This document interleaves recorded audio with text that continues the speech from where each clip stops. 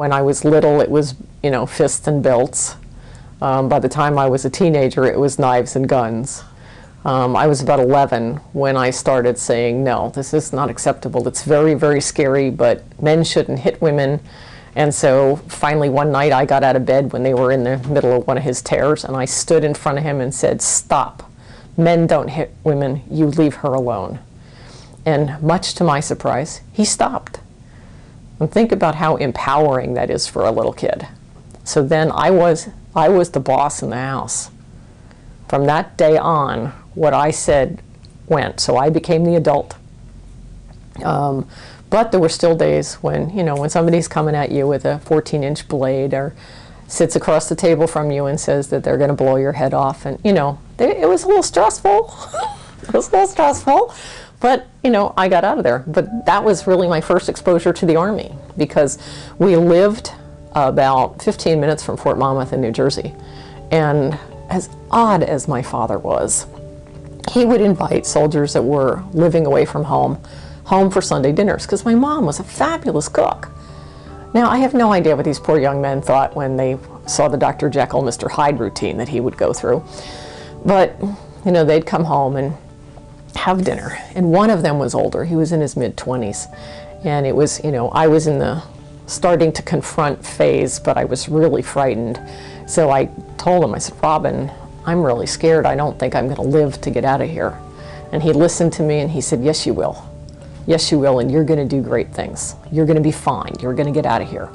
So on all the nights that I was terrified, I hung on to the, you're going to do great, you're going to get out of here, that Robin had told me. Well, he did well in the Army, went to OCS, went to all the training, went to Vietnam, had his leg blown off.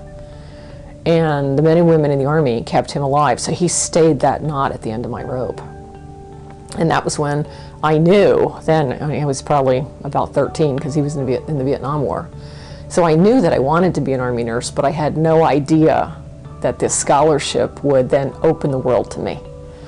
And it's just been incredible. The men and women that I've met and worked with, I couldn't ask for any better. I couldn't ask for any better. People look at me and see that, oh, here's this very successful general officer, she's been the CEO of a Fortune 50, you know, life's good. Well, life wasn't always good. Everybody needs to know that, you know, you may not have the support and protection and safety and that we crave. You know, I certainly wanted my home to be a loving, safe place. And my mom worked really hard to make sure that we had a roof over our head and there was food and there was shelter. We had clothes, but it was very unpredictable because of my father's violence. I think we have a choice in life. I think we can choose to look back, or we can choose to look forward. Now, I know those things happen. There's no sense denying it. They certainly affected me, but I don't have to allow them to make me immobile.